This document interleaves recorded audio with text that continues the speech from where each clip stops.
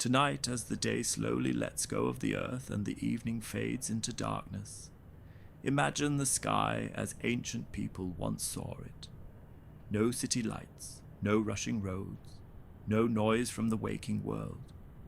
Only the dark ground beneath you, the quiet air, the distant shapes of trees, and, above it all, the deep northern sky filled with stars. Somewhere high above the sleeping forests and cold, quiet lakes, there rests one of the oldest constellations in the night sky. It does not shine like a bright sign that immediately catches the eye. It does not announce itself like Orion. It does not scatter softly like the Pleiades. It does not form one simple shape like the Southern Cross. The constellation of Draco stretches across the sky in a long winding line. It curls around the northern pole of the world, like an ancient creature that is not flying, not hunting, not rushing anywhere. It is simply resting among the stars, watching, waiting, breathing slowly with the night. If you look at Draco gently, without hurry, you may notice something peaceful about it. This dragon does not feel like a monster from a frightening tale. It feels like something older, a guardian, an ancient keeper of the northern sky, a quiet watcher of the heavens, a creature that has heard too many stories to tell them loudly, so it tells them only to those who know how to listen to the night. In Greek mythology, this constellation was often connected with a dragon named Ladon. Ladon lived far in the western edge of the world, where the sun sinks below the horizon, where the last light of day turns golden, and where the sea seems to hold the evening in its hands. There, hidden from ordinary time, was the garden of the Hesperides, a beautiful garden of twilight, a garden of golden leaves, a garden watched by nymphs, silence, and stars. In the garden of the Hesperides there grew a tree with golden apples. These were not ordinary fruits. They belonged to the gods. The earth goddess Gaia had given them as a wedding gift to Zeus and Hera, and the apples shone with a soft, warm light, like little suns hidden among the leaves. The garden was not a place of battle. It was not a place of noise. It was not a place of human hurry. It was a place of evening, a place where the air was gentle, where the leaves moved quietly, where the voices of the Hesperides drifted like music through the shadows. And around the golden tree, the dragon Ladon kept watch. Some stories say that Ladon had 100 heads, but in this quiet night story, we do not need to imagine that as something frightening. We can imagine it as 100 patient gazes, 100 ways of seeing the world, 100 calm faces turned toward every corner of the garden. Ladon saw everything. He saw the wind move through the grass. He saw the moon rise over the edge of the world. He saw the stars reflected in the golden skin of the apples. He heard the Hesperides singing softly in the evening garden. He did not sleep, because his task was to guard. But his wakefulness was not restless. It was ancient. It was patient. It was accepted. Some beings do not ask to be thanked. They simply remain where they are needed, because something beautiful must be protected. For many years, perhaps for many centuries, Ladon rested around the golden tree. His body was like a living river. His scales shimmered faintly in the dark. His breathing was slow, almost invisible. And above the garden, night after night, the stars appeared. But one day, the hero Heracles came searching for the golden apples. He had been given many difficult labors, and one of them was to bring back the apples from the garden of the Hesperides. Different versions of the myth tell this moment in different ways. In some stories, Heracles meets the dragon himself. In others, he asks the Titan Atlas to retrieve the apples for him. And in some versions, Ladon dies at the hands of the hero, while in others, his ending remains like a shadow at the edge of the tale. But for this sleep story, the battle is not the most important part. What matters is what happened afterward. When Ladon could no longer guard the garden, the goddess Hera did not let him disappear. She did not leave him forgotten beneath the tree. She did not allow his watch to end in silence. She lifted him into the sky, and there, among the stars, he became Draco. Since that time, Draco has rested in the northern heavens. He no longer guards the golden apples in the distant garden. Now he guards the quiet of the night itself. Imagine the earth turning slowly beneath the stars. Seasons pass. Forests grow and fade. Rivers change their paths. People are born, grow older, build homes, light fires, forget old myths, and remember them again. And still Draco remains, quiet, ancient, curled around the north. If you look at him for long enough, there is a strange comfort in his stillness, as if not everything in the world must change quickly, as if some things are allowed simply to remain, not to hold us back, but to remind us that the night has a heart. The Greeks were not the only people who saw dragons and serpents in the sky. Across many cultures, long winding patterns of stars became celestial creatures.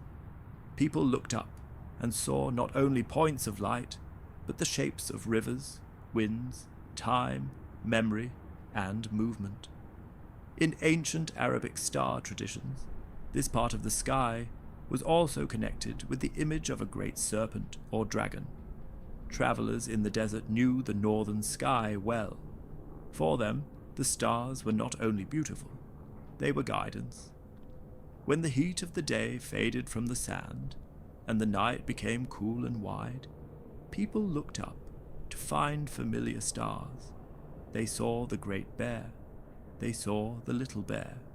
They saw the steady northern region of the sky, and between those stars, like a long dark thought, Draco stretched quietly. He was not the brightest constellation, but he was part of the order of the heavens. One of Draco's stars was once especially important. Its name is Thuban. Today, many people think of Polaris as the North Star. But thousands of years ago, in the time of ancient Egypt, Thuban was the star closest to the North Celestial Pole. It was the star around which the night seemed to turn. Imagine ancient sky watchers standing near the Nile. The night is dark, the river moves slowly. The stones still hold the warmth of the day, and high above the earth, one star in the body of Draco shines almost still. Around it, other stars turn. Around it, the night moves. Around it, time itself seems to circle. This makes Draco feel like more than a mythic creature. He's not only a dragon from an old story, he is also a keeper of the world's axis, a silent guardian of the turning sky. In Chinese tradition, the dragon was not simply a monster. It was a symbol of power, wisdom, water, rain, clouds, and heavenly balance. Chinese star maps are different from Greek constellations, and they do not match Draco in exactly the same way.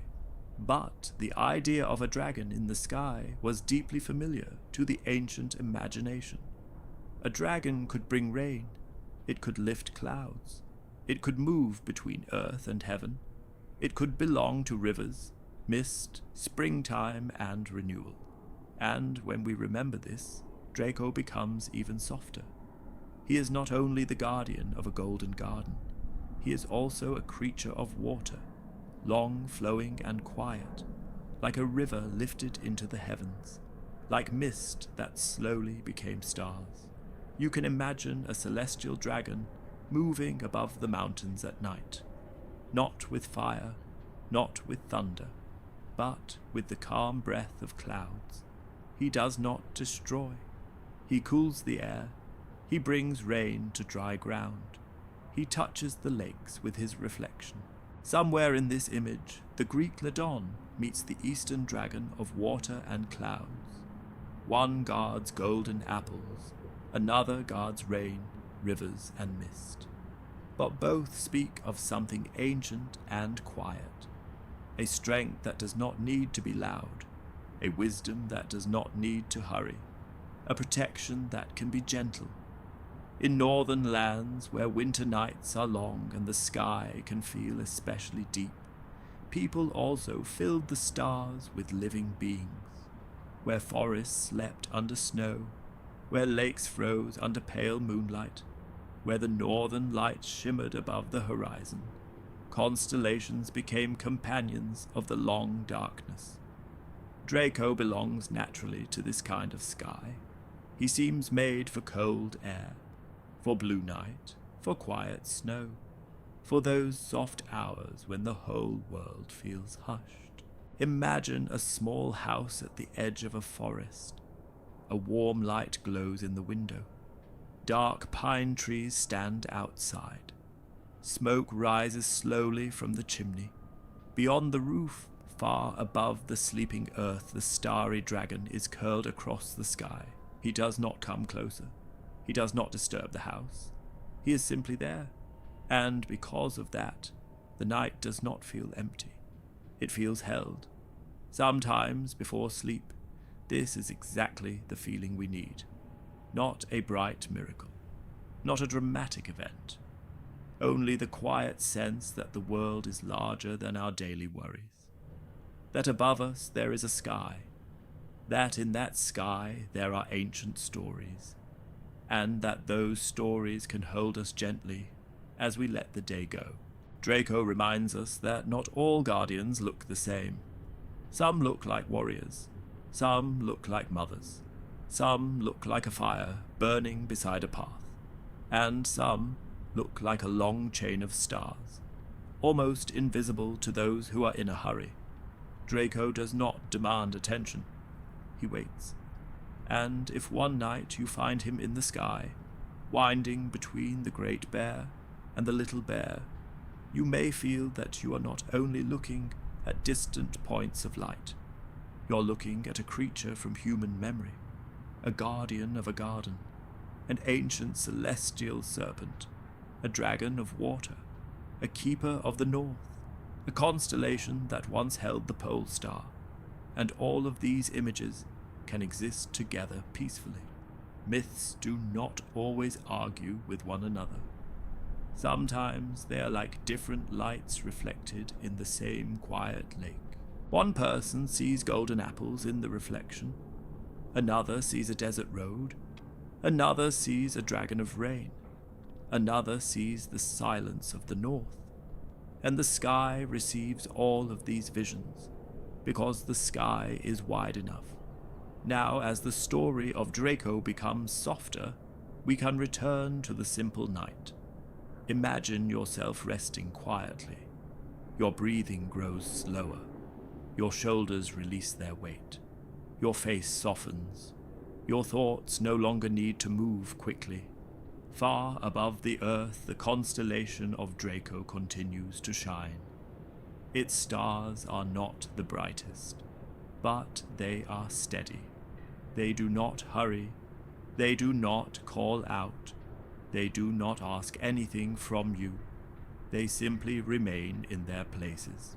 Ladon no longer guards the golden apples in the garden of the Hesperides. Thuban is no longer the main North Star. Ancient travelers have finished their journeys. Old maps have faded. Many names have been forgotten. But Draco still rests in the sky. He curls around the north. He keeps the old stories. He watches the earth without hurry. And perhaps, every night, he reminds us of something gentle. You do not need to hold everything by yourself. You do not need to stay awake forever. You do not need to guard every thought. Sometimes you can give your worries to the night. You can give them to the stars. You can give them to the ancient guardian who has watched for thousands of years and knows that morning always comes. Let Draco guard the garden. Let him guard the sky. Let him guard this quiet moment between waking and sleep, and you can simply rest. Above the earth, the constellations turn slowly. In the dark forests, the wind becomes still. The lakes reflect the faint light of the stars. The mountains stand silent in the blue night, and somewhere high above, almost hidden but faithful, Draco continues to shine, not as fear, not as danger, but as an ancient promise of peace. The garden remains, the stars remain, the sky remains, and the constellation of Draco continues to guard the night quietly above the earth.